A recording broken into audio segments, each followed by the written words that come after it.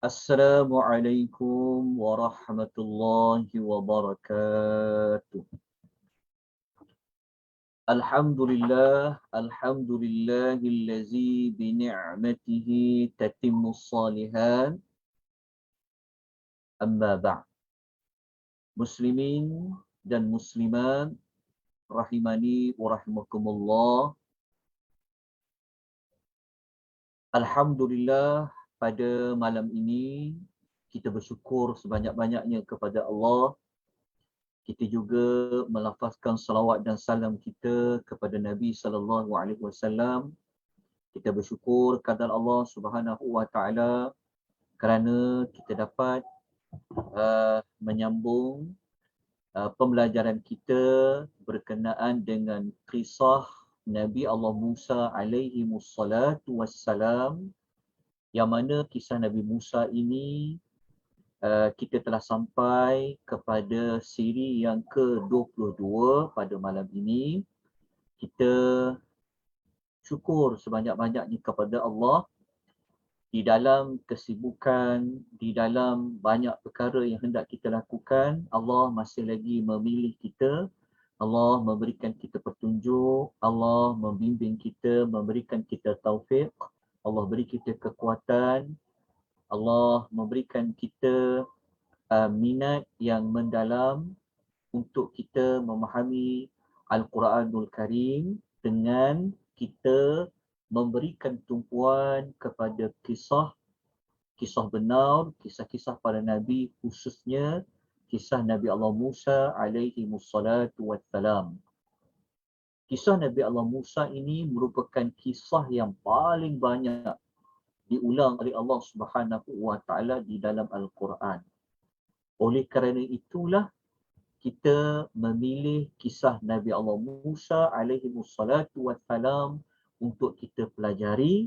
Moga-moga daripada kisah Nabi Allah Musa ini dapat memberikan kita banyak maklumat dari sudut ibrah kisah, petunjuk kisah dan sebagainya. Malam ni kita masih lagi membincangkan tentang Nabi Allah Musa bagi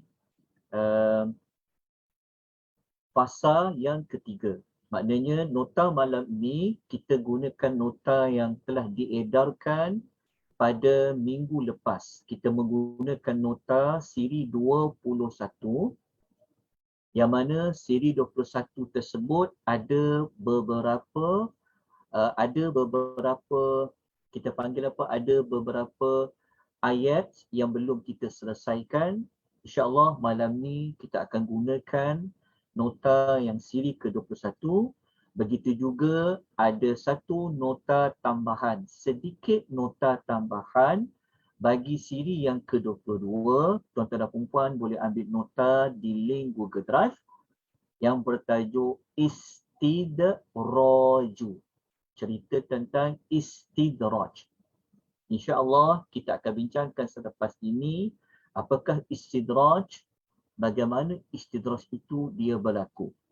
Kita sebenarnya tuan-tuan dan puan masih lagi berada pada fasa yang ketiga daripada 6 fasa cerita ataupun kisah Nabi Allah Musa alaihi wassalatu wassalam di dalam Al-Quran. Yang mana siri ketiga ini, fasa ketiga ini merupakan fasa Nabi Musa alaihi wassalatu wassalam berhadapan secara bersemuka dengan Firaun, dengan pembesar-pembesar Firaun dan juga kepada kaum Firaun. InsyaAllah dalam 2 siri lagi, dalam perancangan kita akan selesaikan fasa yang ketiga untuk kita tamatkan, untuk kita lihat fasa bersama dengan Firaun. Kemudian kita akan masuk kepada fasa yang berikutnya, cerita Nabi Allah Musa dengan Bani Israel. Jadi kita masih lagi pada fasa yang ketiga. Saya ulang setiap kali dalam setiap pertemuan kita supaya tuan-tuan dapat mengingati, sebab kita tajuk kita kronologi, maka ceritanya akan bersambung. Jadi nak tahu dia bersambung tu macam mana, kita mengikut fasa by fasa. Okay. Fasa tu berapa? Kita guna sampai fasa yang ke-6. Baik. Malam ini kita akan menyambung kisah Nabi Allah Musa alaihi wassalatu wassalam. Tuan-tuan lihat ataupun dengar baik-baik tentang kronologi siri ke-22 pada malam ini. Yang mana pada minggu lepas, iaitu siri yang ke-21, kita telah mempelajari bahawa Firaun, pembesar Firaun, mereka telah mengingatkan kepada Firaun bahayanya jika dibiarkan Nabi Musa alaihi wassalatu wassalam berada di bumi Mesir. Pembesar-pembesar Firaun, dia telah memberikan warning, dia telah memberikan amaran tentang bahaya kalau dibiarkan Musa dekat Mesir ni. Kan, sebab sebelum ini kita pernah belajar yang Firaun asal-asalnya dia nak bunuh Musa. Kan, tetapi dia tak jadi bunuh Musa setelah kemunculan salah seorang ahli keluarga Firaun. Oleh kerana itulah, pembesar-pembesar Firaun telah mengingatkan bahayanya dibiarkan Musa berada di negeri Mesir. Ini kita ulas pada minggu lepas. Kemudian Firaun pula telah mengugut untuk membunuh anak-anak lelaki bagi sesiapa yang mengikuti Nabi Allah Musa alaihi wassalatu wassalam, dan mereka akan membiarkan anak perempuan itu menjadi hamba abdi dan sebagainya. Setelah itu, Nabi Allah Musa alaihi wassalatu wassalam telah mengusulkan kepada Firaun supaya janganlah lepaskanlah mereka dan lepaskanlah pengikut-pengikut Nabi Allah Musa. Maknanya Nabi Musa ni kata, kita telah ulas pada siri ke-21, bahawasanya kalau Firaun tak nak beriman pun, biarkanlah mereka, kan, tak perlu ambil apa-apa pertindakan kepada mereka. Setelah itu, Nabi Allah Musa alaihi wassalatu wassalam telah memberikan pesanan kepada pengikut-pengikut beliau supaya menyerahkan segala urusan kepada Allah Subhanahu wa taala. Maknanya Nabi Musa diminta kepada pengikutnya untuk bertawakal kepada Allah. Setelah itu, Nabi Allah Musa alaihi wassalatu wassalam telah diperintahkan oleh Allah untuk mencari beberapa rumah yang mana rumah itu akan dijadikan surau, akan dijadikan tempat untuk solat. Kemudian Allah perintahkan kepada Nabi Musa dan Nabi Harun supaya mendidik pengikut-pengikut mereka secara diam-diam. Dalam tempoh tersebut, negeri Mesir telah dilanda beberapa musibah yang sangat besar. Negeri Mesir dilanda musibah inilah yang kita akan bincangkan untuk siri yang ke-22 pada malam ini. Musibah apa yang Mesir itu berlaku? Negeri Mesir itu telah ditimpa bala apa? Adakah mereka akan berubah setelah mereka ditimpa bala? InsyaAllah malam ini, siri 22, kita akan mencari jawapan tersebut melalui ayat-ayat Al-Quranul Karim. Kalau Allah tak cerita pada kita, tentu kita pun tak akan tahu. Tetapi alhamdulillah, rahmat Allah, Allah bawa kepada kita cerita kisah yang telah lama berlaku kepada zaman Nabi Allah Musa. Itulah Al-Quranul Karim. Mengandungi maklumat yang lalu, peristiwa yang telah lalu, mengandungi maklumat yang akan datang. Jadi moga-moga iman kita semakin bertambah kepada Al-Quran. Minat kita untuk memahami Al-Quran semakin bertambah. Kan? Kita ada rasa minat nak faham Quran. Kita ada rasa minat nak untuk apa? Untuk kita memahami isi kandungan Al-Quranul Karim. Jadi, saya harap tuan-tuan dah jelas tentang apakah hala tuju kita pada malam ini untuk siri yang ke-22. Jadi, rujukan surah utamanya adalah surah Al-A'raf. Malam ni kita rujuk dua surah.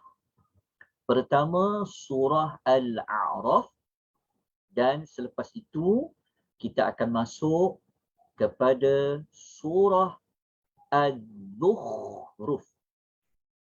Surah Az-Zukhruf. Tapi kita baca dulu surah Al-A'raf. Lepas kita selesai baca suratul Al-A'raf, kita baca suratul Zukhruf. Kita fahamkan kedua-dua maklumat, kedua-dua surah ini pada ayat yang berkaitan. Nanti di hujung kita akan cuba membuat perbandingan di antara maklumat dalam suratul Al-A'raf dengan maklumat yang ada dalam surah Az-Zukhruf. Baik, kita mulakan dengan surah Al-A'raf.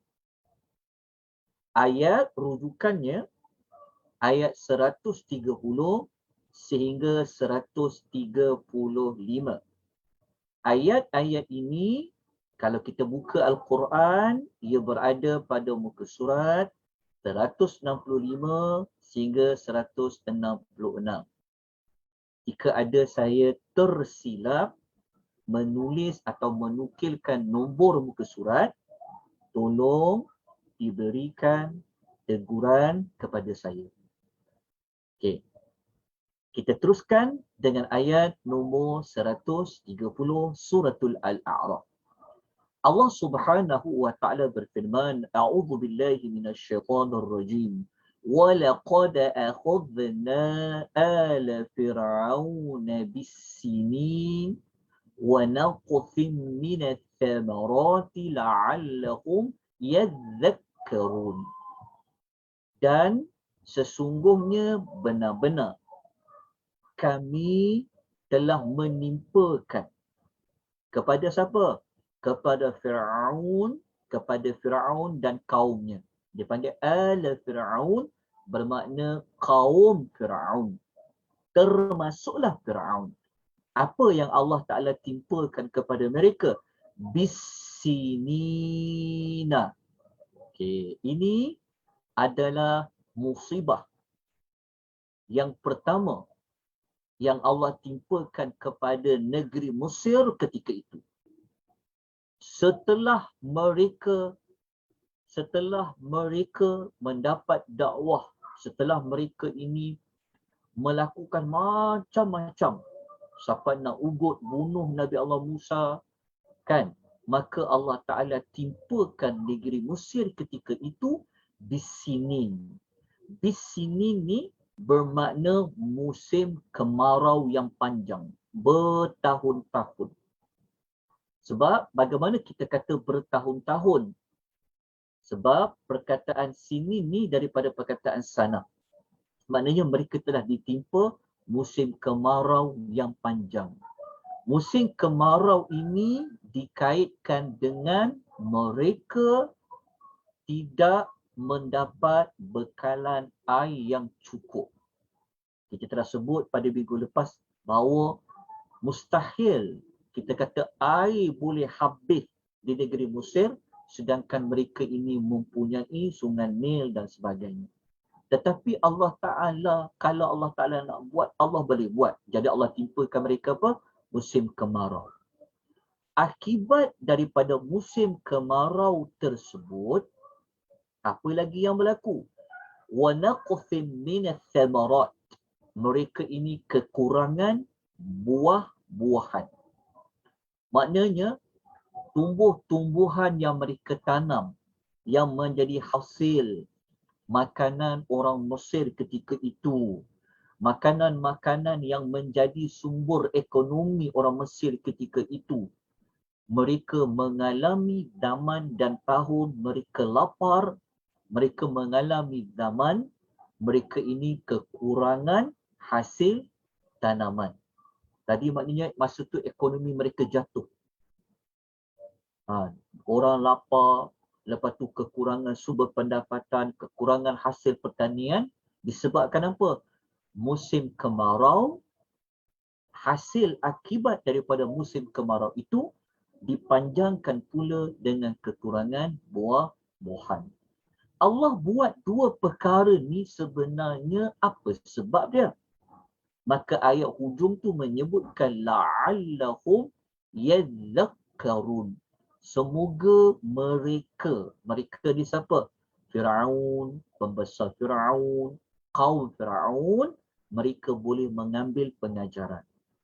Sepatutnya mereka dilanda musibah tersebut supaya mereka ini ingat pada Allah, kembali kepada Allah, bertaubat pada Allah, dengar cakap Nabi Allah Musa alaihi wassalatu wassalam. Tetapi apa yang berlaku?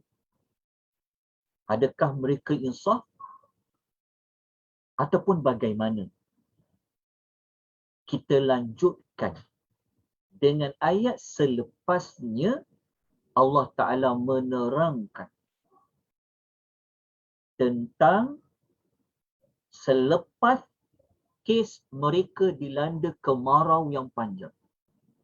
Mereka juga kekurangan hasil tanam-tanaman.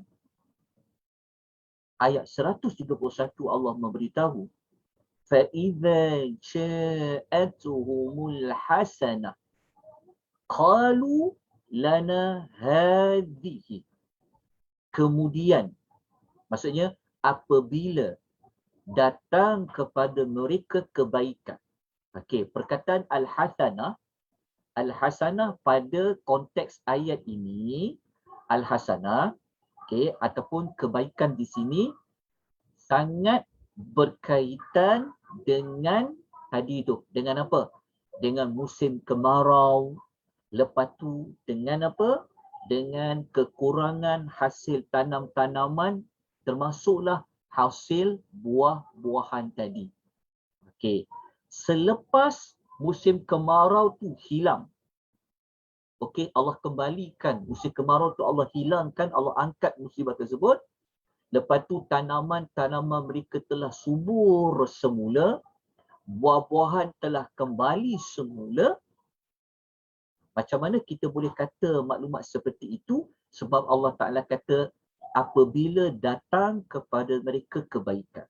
Kebaikan tu maksudnya musim kemarau tu dah hilang, tanam-tanaman dah datangkan hasil. Mereka berkata, mereka kata apa? Lana hadhihi. Mereka kata inilah hasil usaha kami. Kenapa dia kata ini ialah hasil usaha kami? Mereka ini mengatakan bahawa diangkatnya musibah musim kemarau tadi. Lepas tu mereka mengatakan bahawa bahawasanya tanam-tanaman mereka ini boleh subur kembali. Mereka mengatakan sebab mereka lah. Sebab mereka ni maknanya seolah-olah mereka nak mengatakan memang mereka ni layak untuk dapat kembali. Tapi sebenarnya Allah Ta'ala nak uji mereka. Allah Ta'ala nak mereka ni sedar. Kalaulah Firaun itu Tuhan yang mereka dakwa, kan? Kenapa musim kemarau boleh datang? Kenapa hasil-hasil tanaman tu boleh berkurangan? Tapi mereka tak insaf, mereka tak sedar. Hati lagi semakin lagi gelap.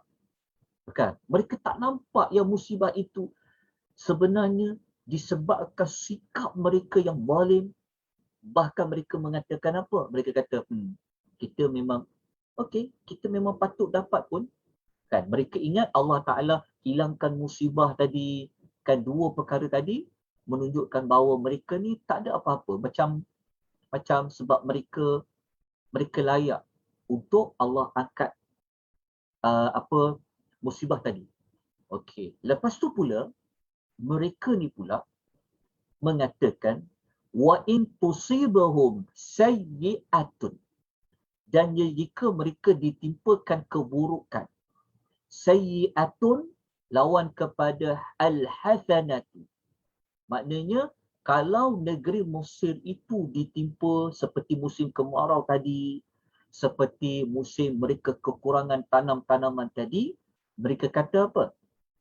Mereka mengatakan yatayyaru bi Musa wa man ma'ah. Mereka kata musibah ni mesti disebabkan Musa dan para pengikutnya. Yatayyaru tu maknanya mereka mengatakan sebab Musa dengan pengikut dialah negeri kita ditimpa sial, ditimpa malang.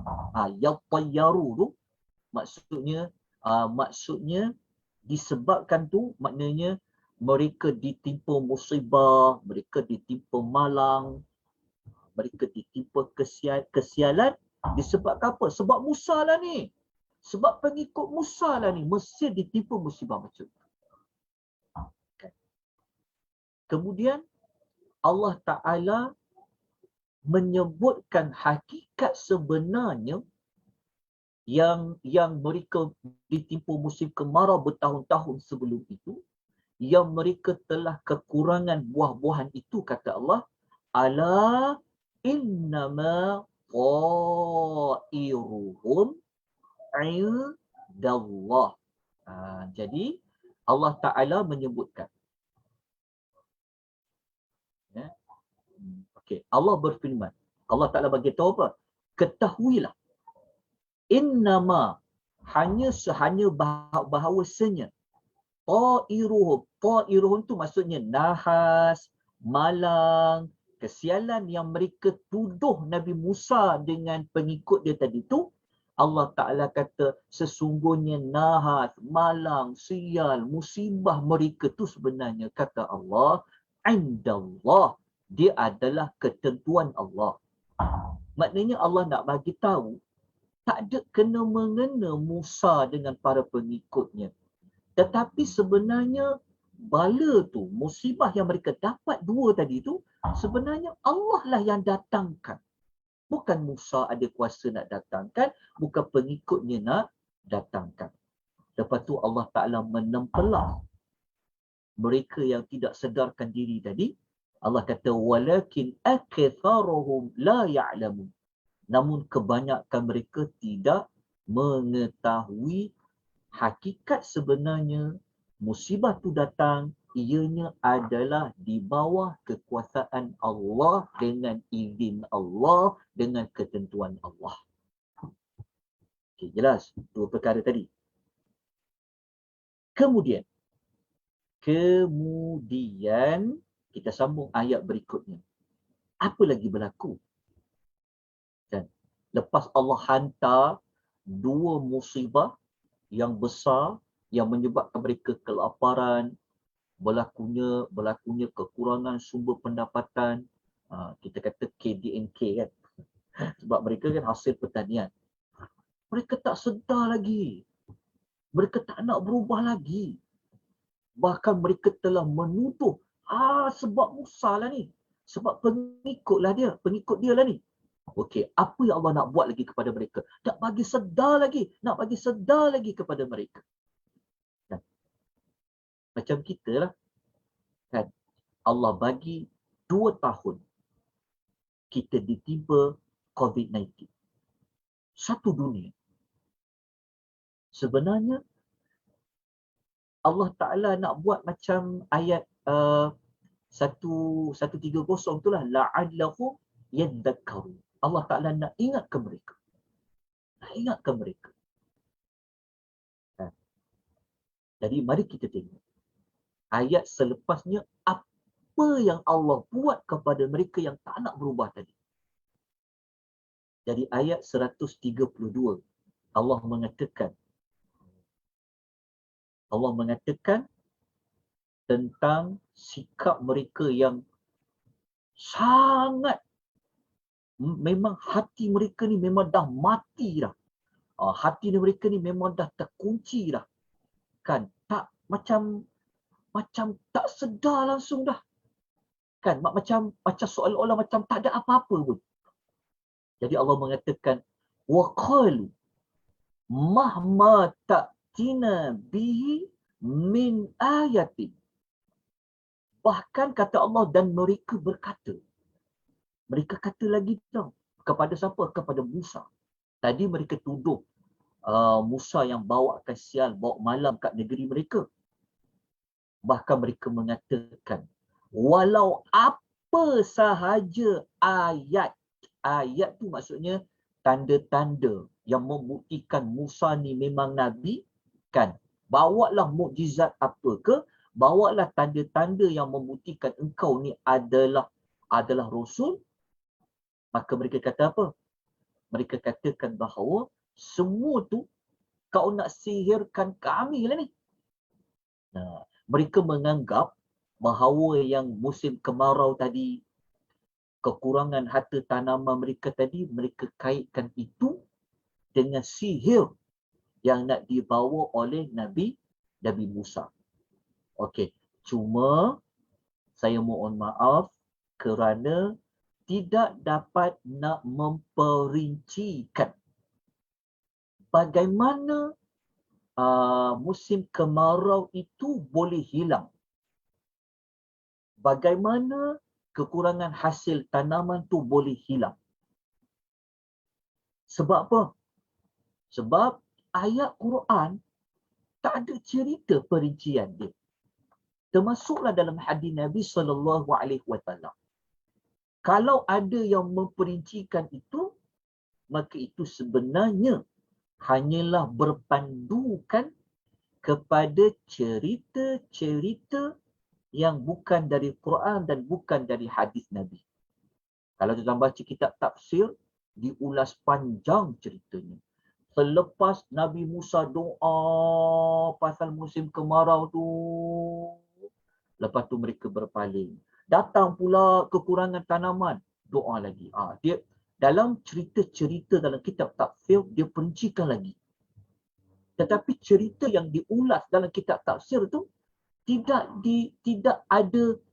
diterangkan oleh Allah dan Rasul. Jadi dapat kat mana cerita perincian dia tu? Jadi saya tak kongsikanlah maklumat tu kepada tuan-tuan dan puan-puan. Jadi kita tak tahu sebenar-benarnya macam mana musim kemarau tu sampai. Perincian dia apa? Macam mana dia boleh hilang? Allah tak cerita. Jadi Allah tak jelaskan, maka kita berpada. Cukup-cukuplah kita dengan apa yang Allah ceritakan, dengan apa yang Nabi ceritakan. Kita dengan Allah, kita pegang. Allah kata cerita dekat aku pun tak dapat nak ceritakan.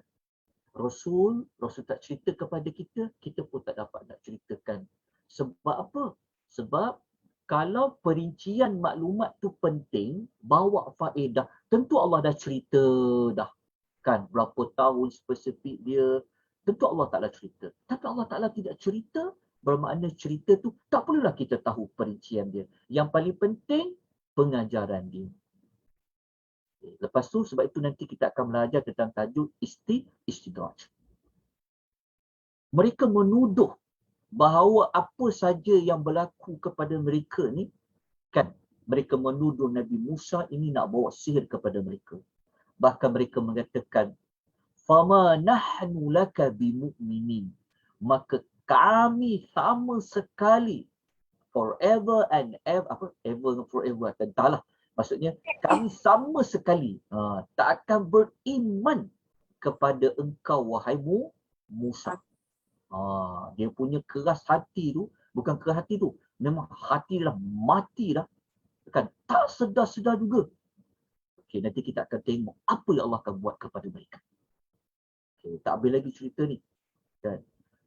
Maknanya kita nak kata mereka ni, nak kata apa dekat dia orang, kan. Kalau kita ditipu COVID-19 ni, kalau tak berubah juga rakyat Malaysia, kan, kalau tak sedar lagi apa yang kita dah buat selama ni kat muka bumi Allah Ta'ala, kalau satu dunia ni tak sedar juga apa sebenarnya yang berlaku, kan,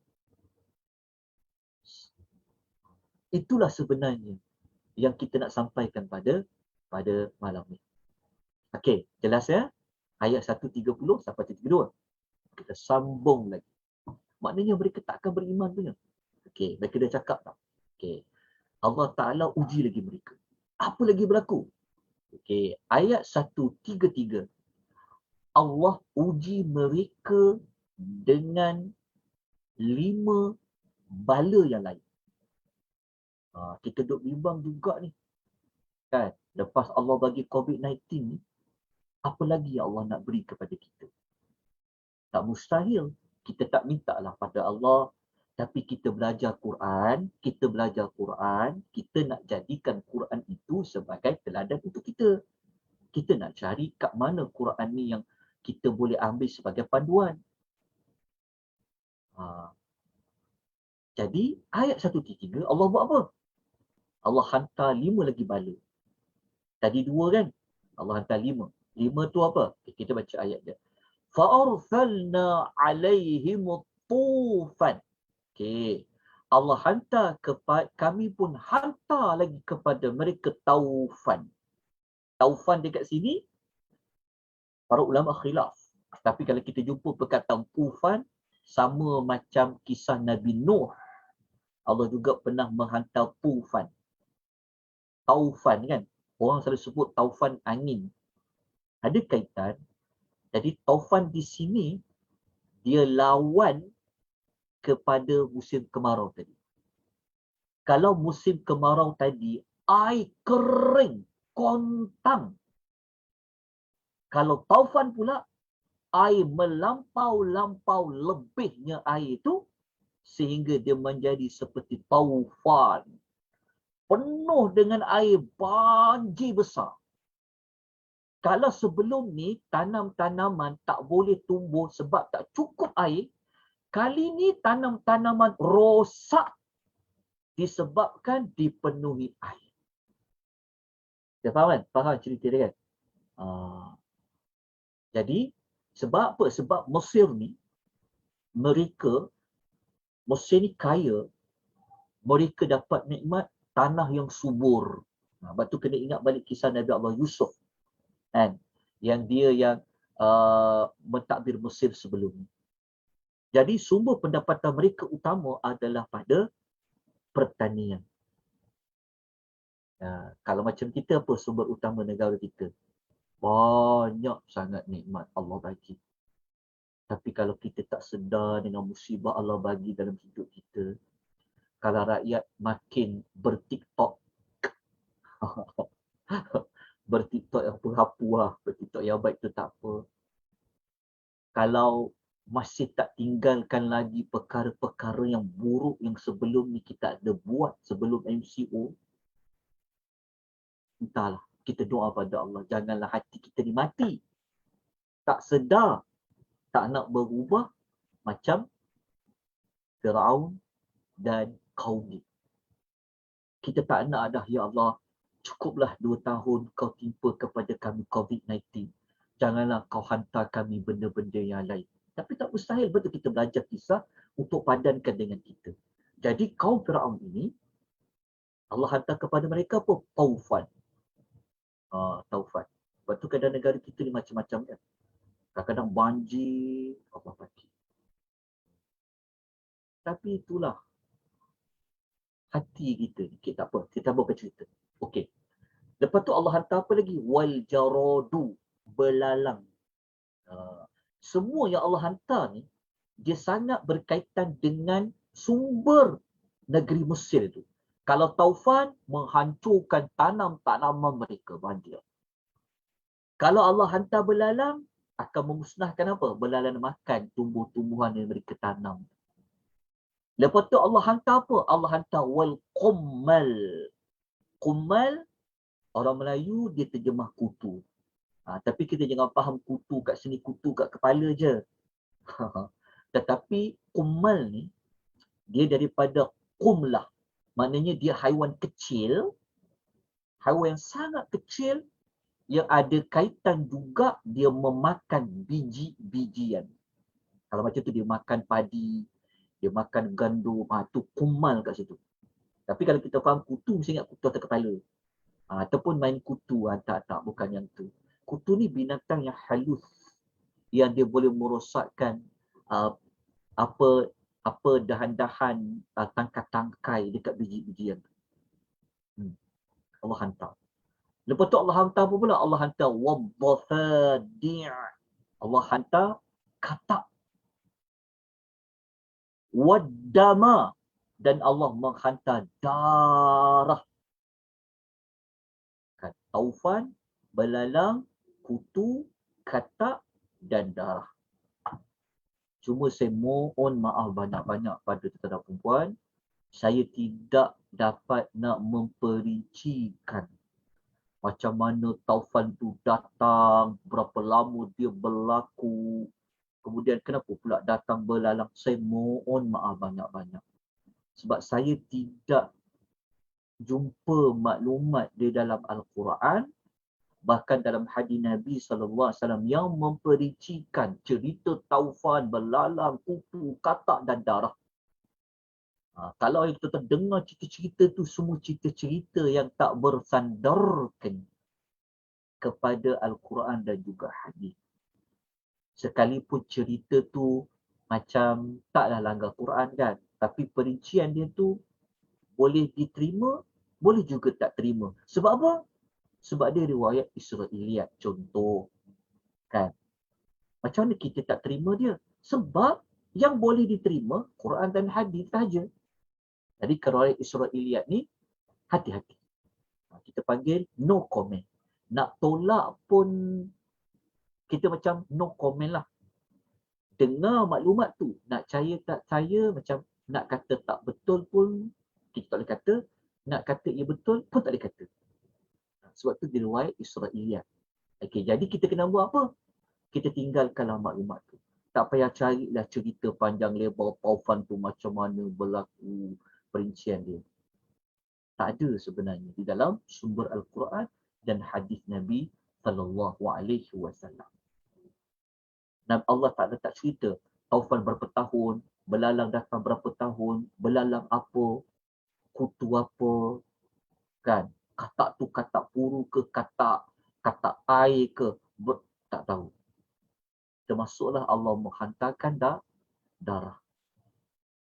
Okay. Tetapi yang pasti semua tu dia datang. Lepas taufan datang belalang, kutu, katak dan darah. Kalau susunannya, ya. Okey. Semua Allah buat tu sebenarnya untuk apa kepada mereka? Allah kata ayatin mufassalatin. Sebagai tanda. Ayat ni maknanya sebagai ayat-ayat. Maknanya tanda dan bukti yang jelas. Bukti tanda jelas tu maksudnya apa? Nak membuktikan bahawasanya Nabi Musa ni betul. Dia tu adalah Rasul. Korang sebenarnya yang salah, yang kesesatan, zalim. Sebab tu Allah hantar musibah-musibah yang macam tu. Okay. Lepas tu Allah mengatakan, mereka ni buat apa tau? Allah kata, fastakbaru. Mereka tetap berada dalam keadaan takbur. Wa kanu qauman mujrimin. Dan menjadilah kamu itu, menjadilah kaum. Bukan kamu. Saya minta tolong betulkan. Bukan kamu kat sini. Ini adalah kaum. Kauman maknanya kaum. Dia sepatutnya bukan MU, sepatutnya UM. Kaum. Tolong betulkan. Allah Ta'ala kata, mereka tak sedar juga. Mereka menjadi semakin sombong dan mereka menjadi kaum yang terhaka kepada Allah. Okey. Jelas tuan-tuan? Okey, tak habis lagi. Ada lagi ayat dia. Jom kita sambung lagi. Allah Ta'ala sebut pada ayat nombor 134. Apa yang mereka buat setelah Allah hantar 5 perkara tadi. Maka kali ini mereka dah seperti orang yang surrender dah. Kan? Sebab Allah hantar lagi 5 musibah tadi. Maka mereka mengatakan apa? Walamma waqa'a alaihimur rijzu. Dan apabila azab tersebut, rijzu kat sini, ar-rijzu maknanya azab. Bala. Dan apabila azab tersebut menimpa mereka, qalu, mereka berkata, Ya Musa, wahai Musa, ud'u lana rabbaka bima ahida indak. Mereka kata, wahai Musa, kau doalah kepada Tuhan engkau untuk kami ni dengan pangkat, dengan status yang dikurniakan kepada engkau. Waktu ni mereka dah memang surrender. Mereka kata, Musa, tolonglah, doalah kepada Tuhan kau. Kan, dengan pangkat yang kau ada, dengan engkau tu kan utusan Tuhan kah? Dengan apa yang kau ada tu, kau doalah kepada Tuhan. Kan, kepada Tuhan engkau. Dia tak cakap Tuhan kami. Kalau mereka mengaku Tuhan Musa tu Tuhan mereka, tentu berkata, qalu du'u lana rabbaku rabbuna. Tapi dia kata Tuhan kamu. Lepas tu mereka ni pula berjanji 2 perkara. Mereka janji apa? Mereka kata lain kashafta 'anna rijza. Mereka kata sesungguhnya jika engkau dapat menghilangkan azab itu daripada kami, pastilah kami. Pastilah maknanya confirm, benar-benar kami akan beriman kepada engkau. Ini janji pertama. Yang kedua, walanursilanna ma'aka bani Israel. Dan sudah pasti kami akan bebaskan kaum Bani Israel bersama dengan engkau. Bermakna sebelum ini Nabi Allah Musa minta membebaskan Bani Israel, mereka tak nak bagi. Tetapi apabila mereka dah ditimpa kesusahan dah sangat ni, kan, seperti mana mereka dapat 5 bala tadi tu, yang taufan, kita sebut belalang, kutu, kan, dan sebagainya tadi tu, mereka minta Nabi Musa. Lepas tu mereka janji pada Musa, kalau azab tu hilang, kami akan beriman kepada engkau. Kami akan bebaskan Bani Israel bersama dengan engkau. Okay. Apa jadi lepas tu? Jeng. Baca. Cerita menarik ni. Kan Allah bawa kita pada zaman Nabi Musa. Jauh Allah bawa kita berjalan mengimbau kisah-kisah yang kita tak tahu berapa ribu tahun. Allah bawa kita. Hebatkan Quran, Masya Allah. Okey. Kemudian ayat 135. Nabi Musa doa tak?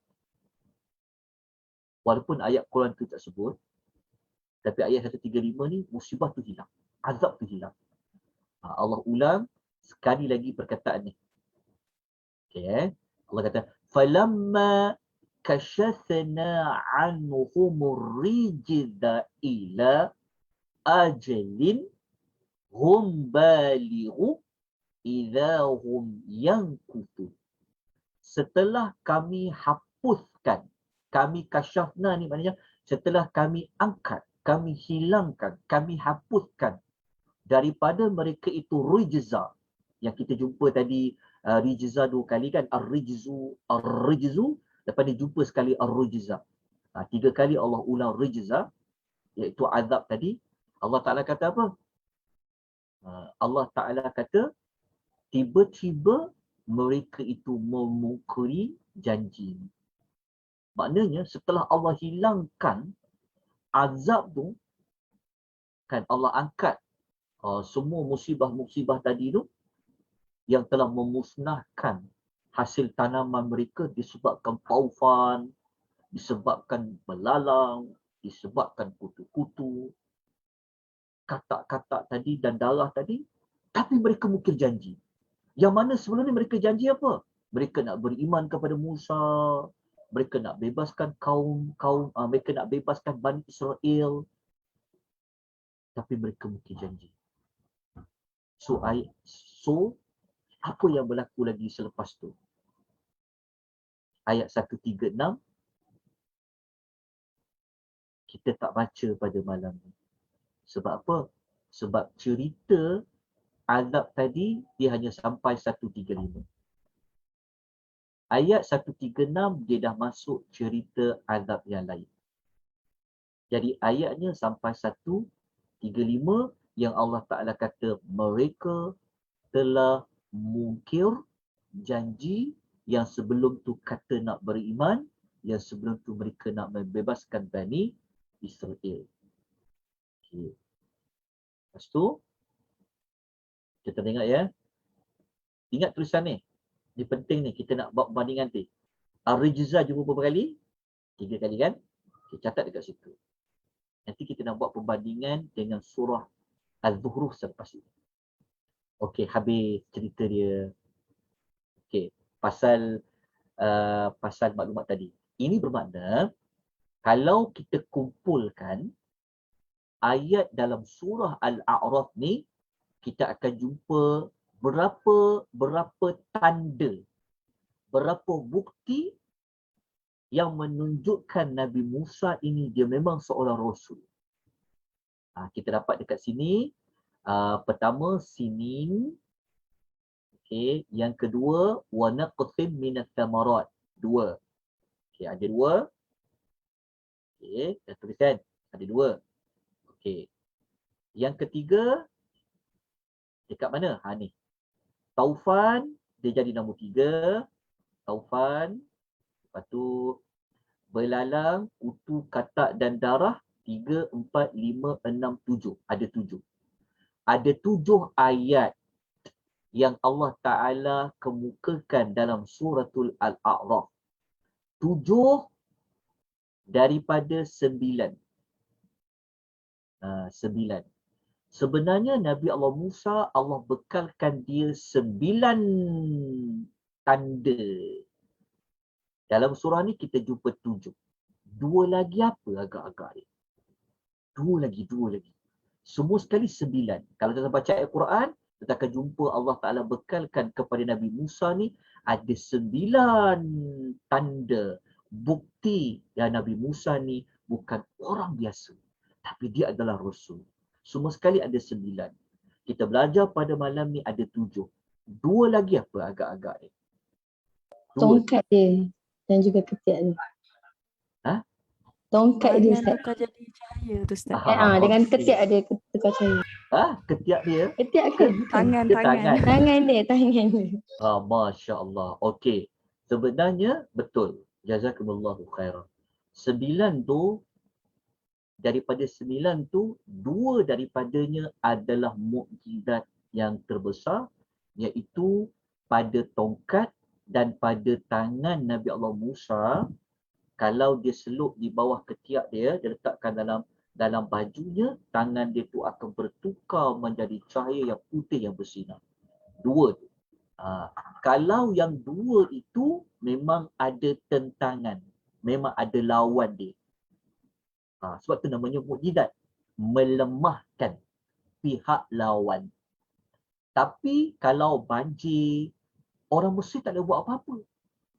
Dah banjir, nak lawan dengan apa? Kan? Kalau kekurangan tanaman, dia pun tak boleh buat apa-apa. Taufan tak boleh buat apa, sampai dah 7 ni.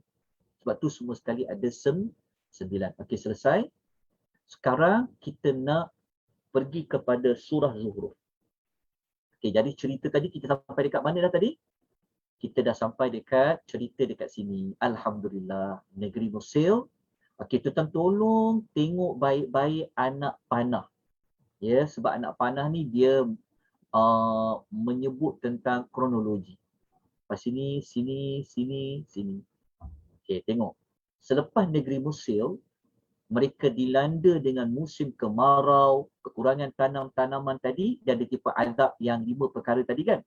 Sekarang kita nak sambung. Lepas tu apa berlaku? Selepas itu, kalau ikut Syekh Salah dalam kitab Qasasul Quran ni, beliau kata selepas itu Firaun dengan kaum dia tak sedar-sedar juga. Kan mereka dah mungkir janji kan. Mereka tak nak berubah juga. Bahkan Firaun, dia telah memperbodohkan kaumnya, bahkan dia telah memperolok-olokkan dan telah memperlekeh-lekehkan Nabi Allah Musa alaihi wassalatu wassalam. Sebab apa? Sebab Firaun tu dia dah tahu. Kan? Dia sendiri kalau dia Tuhan, kenapa dia tak boleh hilangkan kenapa dia tak boleh halang taufan datang? Kenapa dia tak boleh halang belalang datang? Kenapa kaum Nabi Allah, kenapa kaum Firaun minta tolong dekat Musa pula? Kan? Mintalah Tuhan, doakanlah kepada Tuhan kau. Kenapa tak minta tolong dekat Firaun? Mereka sendiri pun dah tahu dah. Kan? Mereka, maknanya Firaun sendiri tu dia bukan Tuhan. Kalau dia Tuhan, tak datanglah kepada mereka yang musibah yang 5 dan 2 tadi. Maka Firaun dia buat apa? Dia brainwash balik kaum dia tu dengan dia memperbodohkan dan mempelikirkan Nabi Musa. Orang jahat ni macam tu. Ada je cara dia. Macam mana nak kalahkan? Okey. Jadi, maklumat yang kita nak baca sekarang ni sambungan yang ni lah. Okey. Nak rujuk ayat apa? Kita rujuk surah Az-Zukhruf. Ayat dia pendek je. Okey. Surah Az-Zukhruf. Ustaz, Ya. ayat dalam nota ni Ustaz tulis 46 sampai 56. Tak kena baiki. Baiknya. Dia mula ayat 51 sampai 54. Tak, dia sebenarnya kisah macam ni. Kisah Musa dalam surah Az-Zukhruf memang mula pada ayat 46 sampai 56 kan. Tapi yang cerita tadi tu bermula ayat 51 sampai 54. Kita lu betul kan dekat nota tu. Ayat 51 sampai 54 surah Az-Zukhruf. Okey. Mari kita tengok ayat dia. Apa yang Firaun buat? Macam mana dia brainwash kaum dia? Okay. Firaun kata, Allah sebutlah tentang Firaun ini, Allah menyebutkan wanada Fir'aun fi qaumihi qala ya qaum. Dan Firaun pula menyeru kepada kaumnya, dia berkata. Dia kata kat kaum dia, ya qaum, wahai kaumku, alaysa li mulku Misra wa hadhihi al-anharu tajri min tahti. Dia kata, wahai kaumku, bukankah kerajaan negeri Mesir ini aku yang punya dan sungai-sungai ini mengalir di bawah istanaku? Kamu semua tak nampak lagi ke? Firaun nak bagi tahu kepada kaumnya bahawa dialah Tuhan yang memiliki segala-galanya. Okey. Adakah kaum dia terima semua yang Firaun kata ni? Kejap lagi kita akan jumpa jawapan dia. Kan? Lepas tu, Firaun buat apa lagi? Dia kata, am ana khairun min hadzal ladzi huwa mahinun wa la yakadu yubin. Bahkan aku ni, kata Firaun, lebih baik daripada dia yang hina ni.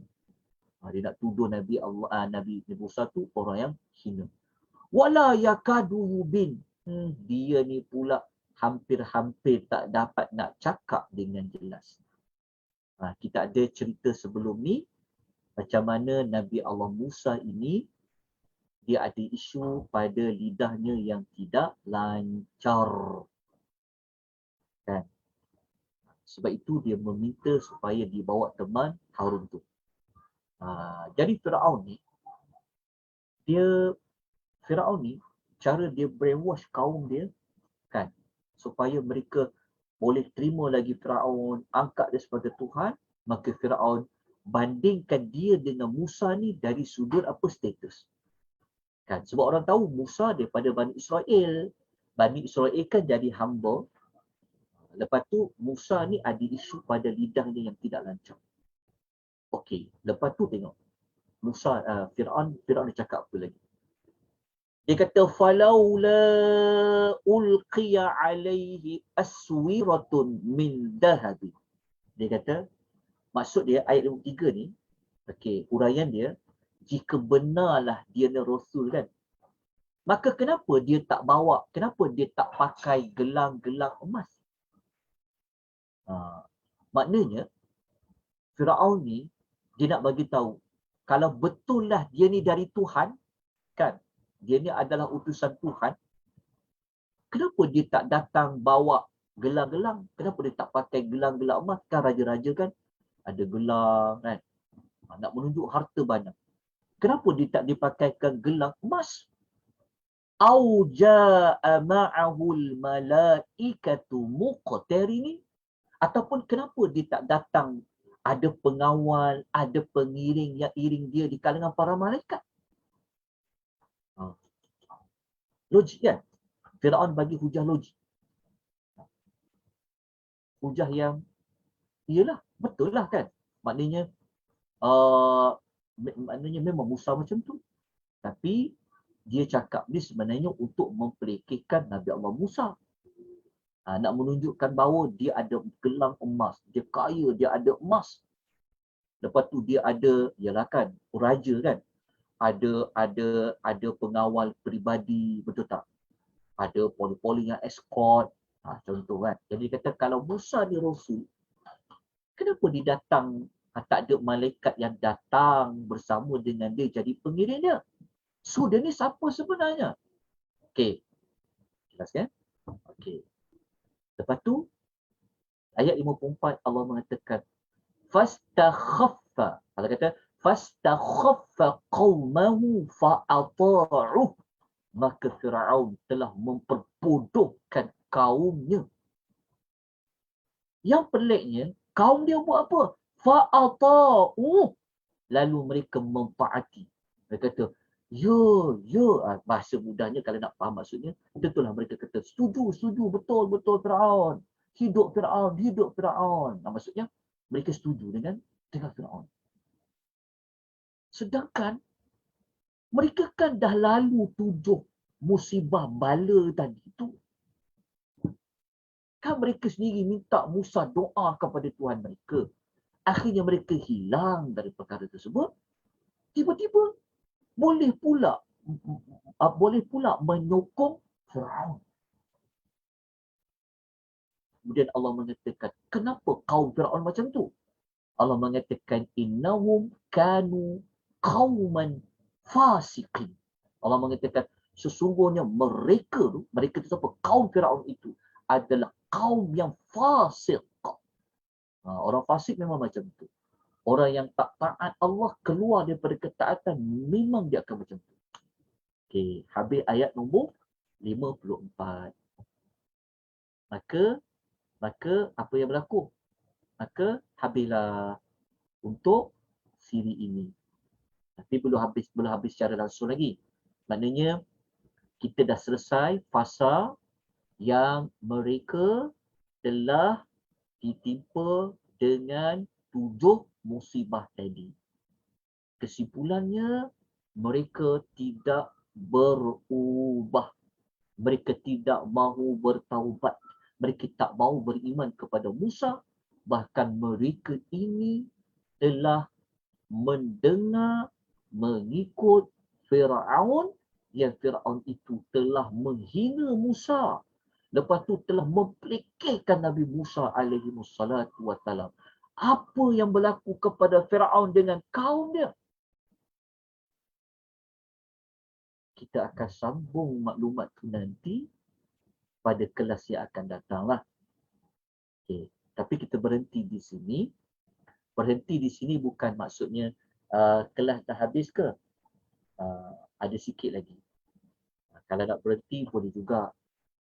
Okay. Tapi sebelum kita berhenti untuk siri 22 ni, izinkan saya berkongsi maklumat tentang peletakan cerita yang Firaun telah memperbodohkan kaum dia.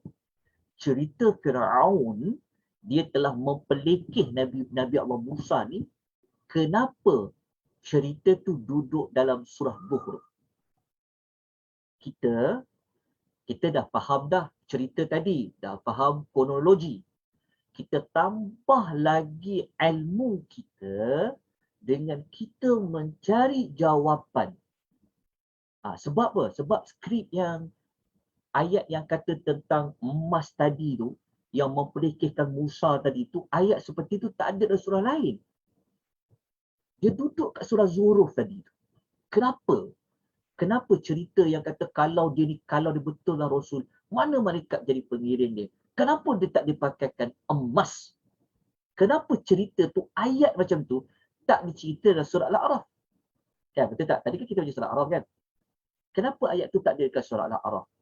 Tetapi kenapa dia berada dekat surah Zuhruf? Kita kena cari jawapan dia. Macam mana cari jawapan dia? Okay, sebelum tu, tengok dulu tentang isi kandungan surah Zuhruf. Begini. Tengok ya. Ini tak ada nota.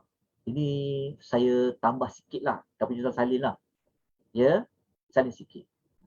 Sikit je, tak banyak pun. Ya, okey. Sikit je. Okey. Surah Zuhruf ni, kita balik sikit lah tengok. Terbalik saya.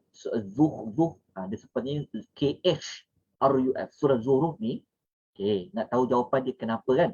Okay, kita kena tahu dulu latar belakang surah Zuhruf yang ada memuatkan kisah Nabi Musa. Dapatkan tu maklumat tu dulu. Okey, surah Zuhruf adalah salah satu surah yang ada memuatkan kisah Nabi Allah Musa. Maknanya Allah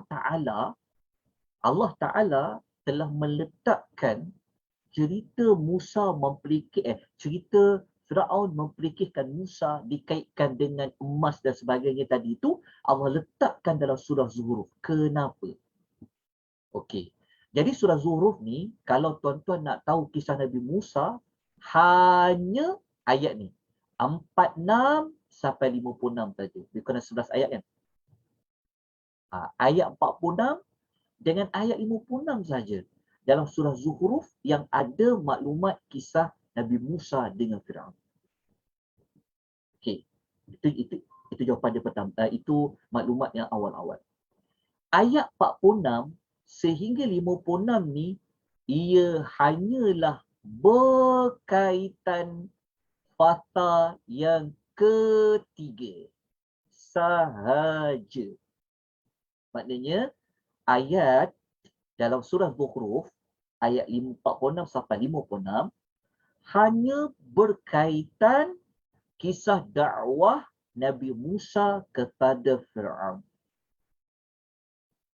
Tiada ayat dalam surah Zuhruf cerita tentang fasa pertama Nabi Musa. Enggak ada.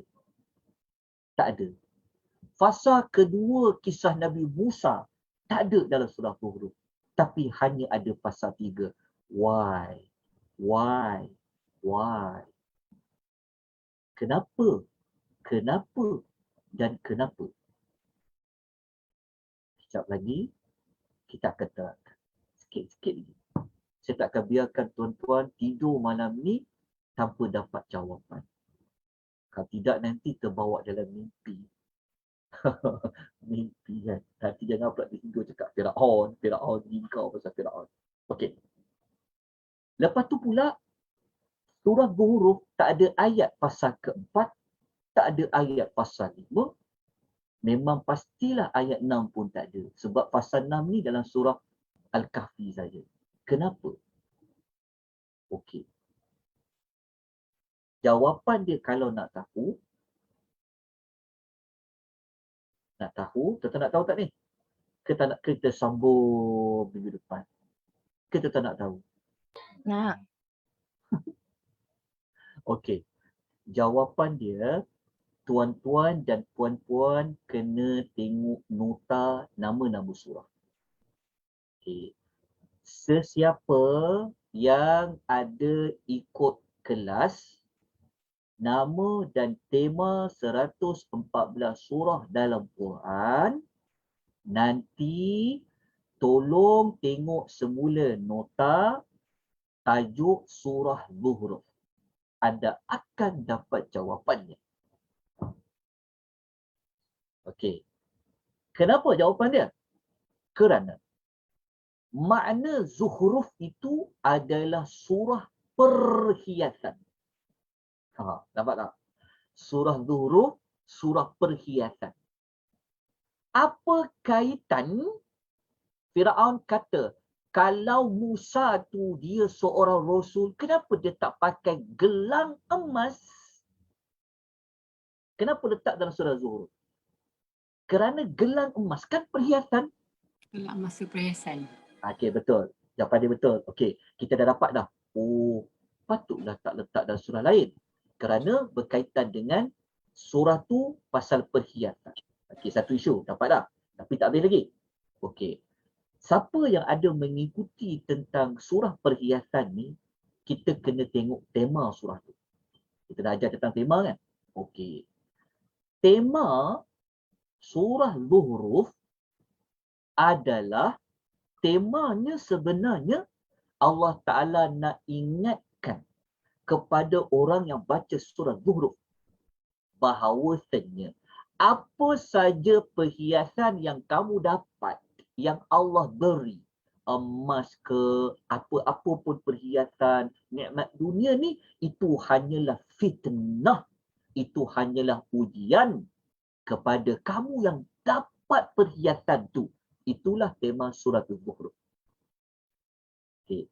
Jadi, Firaun tadi tu, Allah bagi tak dia gelang emas? Allah bagi pada dia. Dia ada pengawal tak? Dia ada ramai pengawal dia. Tetapi dia telah tertipu. Dia telah terpedaya. Yang dia ingat dia ada gelang emas tadi tu, menunjukkan bahawa dia bagus, Allah suka kat dia ke. Tetapi apabila ayat tu letak dalam surah Zuhruf, Allah nak mengingatkan bahawasanya perhiasan itu ujian dia bagi kamu. Okey, nampak tak tema dia? Okey, untuk mengukuhkan lagi surah Zuhruf, saya tak cerita panjang sebab maklumat ni telah belajar dekat kelas nama dan tema surah. Okey.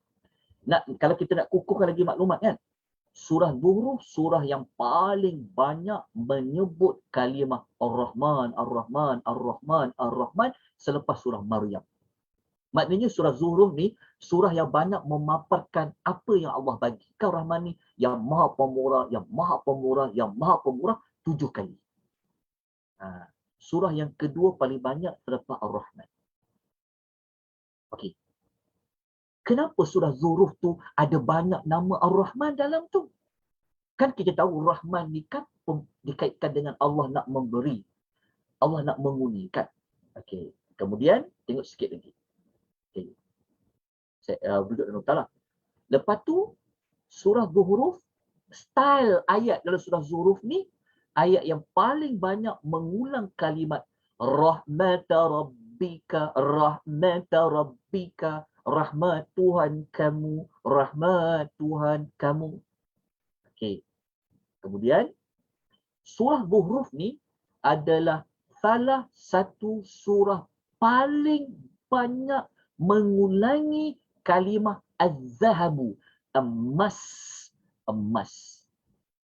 Surah yang lain, surah Ali Imran. Maknanya surah Ali Imran dengan surah Zuhruf, surah yang ada mengulang kalimah emas, emas. Dua kali Allah ulang perkataan emas. Gold, az-zahabu. Ayat 53 dan ayat 71. Ni 53 ni kita dah belajar dalam kisah Firaun tadi. Satu lagi kat mana tahu? Perkataan az-zahabu, emas ni. Dekat ayat nombor 71. Kalau perkataan emas, zahab, dalam surah Zuhruf, kisah Firaun, Allah letakkan satu. Kemudian kisah nikmat dalam syurga dapat emas, pinggan emas. Isu dia adalah kenapa surah Zuhruf, surah perhiasan, ada kalimah emas, tak ada dalam surah yang lain selain Ali Imran. Kat situ pun kita dapat jawapan dah. Kan? Kenapa ayat pasal emas Allah tak sebut surah apa? Surah Toha ke? Kan? Betul tak?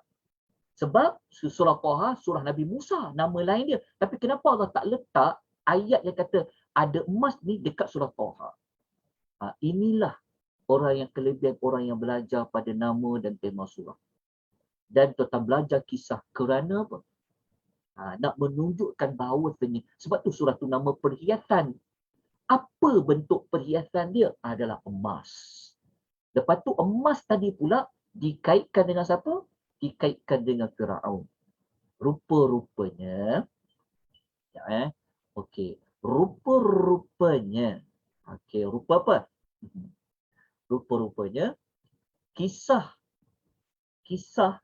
Firaun tadi duduk dalam surah Zuhruf memberikan kita jawapan bahawasanya Nabi Firaun tadi sebenarnya dia telah tertipu dengan perhiasan yang Allah beri kepada dia sehingga menyebabkan dia menjadi sombong. Dia mempelekehkan Musa yang tak ada harta apa-apa. Jadi kita dapat jawapan kenapa kisah Musa dengan Firaun ini dalam surah Az-Zuhruf berada pada fasa 3. Sebab apa? Sebab fasa 3 ni fasa Musa berhadapan dengan Firaun. Kita dah sebut panjang fasa nombor 3 ni kan, kita dah lalui beberapa cerita. Tapi kenapa ayat yang Firaun dia nak kata Musa ni adalah orang biasa je, orang hina ni, harta pun tak ada. Kita dapat jawapan. Peletakan kisah Firaun pada ayat nombor yang kita baca tadi, ayat nombor 51, 52, 53, 54 tadi adalah selari, bersesuaian dan tepat dengan nama surah itu dan juga pada tema surah itu. Jelas tuan-tuan dan puan-puan? Jelas Waktu kita sudah dah nak habis, maknanya saya tak sempat nak ulas tentang al-istidraj. Apa tu istidraj? Istidraj ni mudah je nak ingat. Istidraj ni Allah beri kepada orang yang Allah limpahkan dia kemewahan, umur panjang. Sudah. Ya ke? Nak tahu istidraj tu, baca dulu kat nota tu.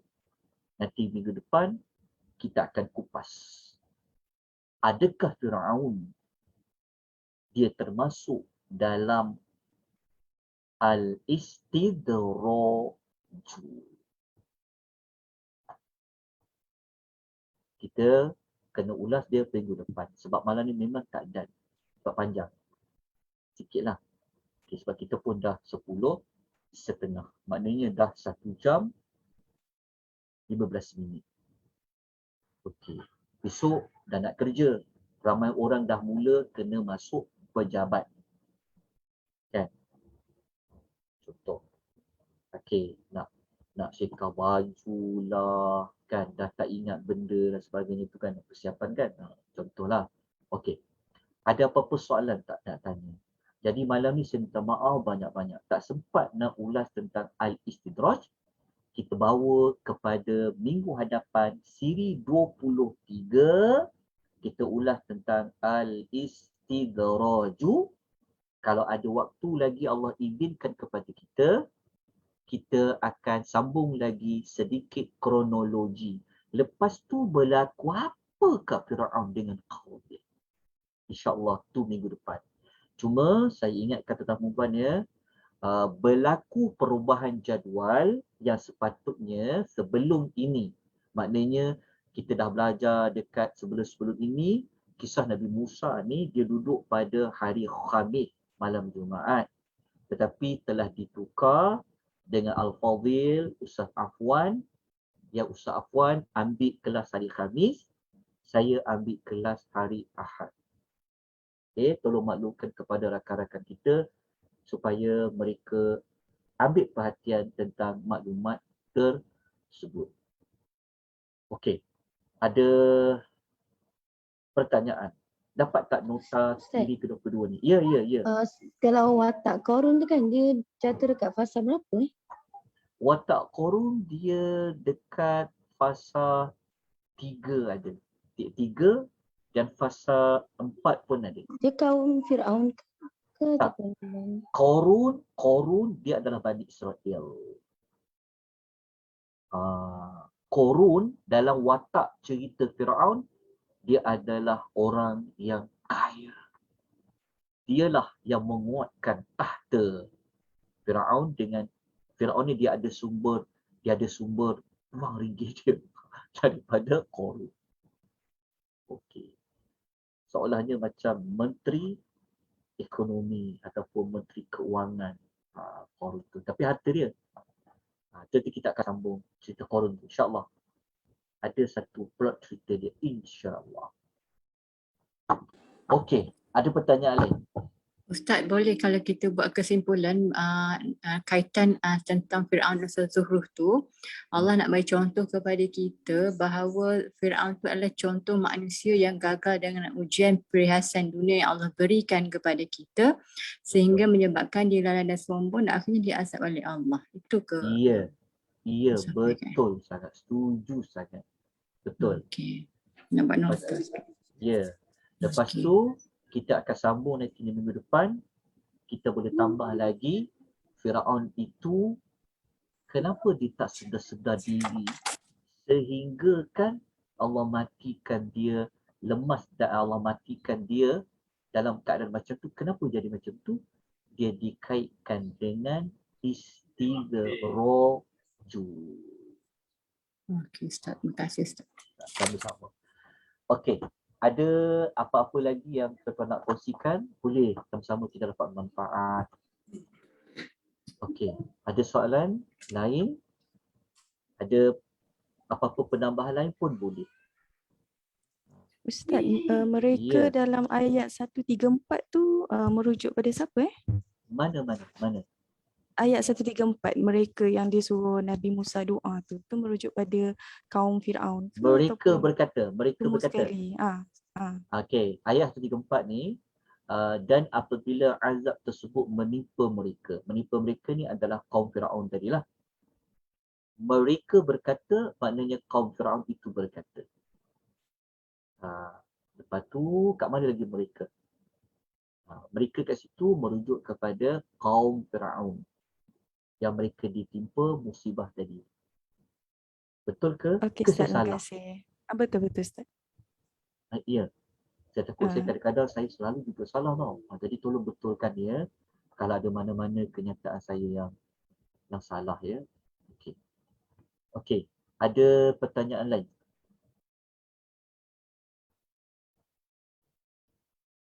Kalau tak ada, kita berhenti di sini pada jam 10.40 malam. Kita bertemu insya-Allah Ahad minggu hadapan siri ke-23 menggunakan rujukan nota siri 22. Kita akan mempelajari tentang al-istidraju.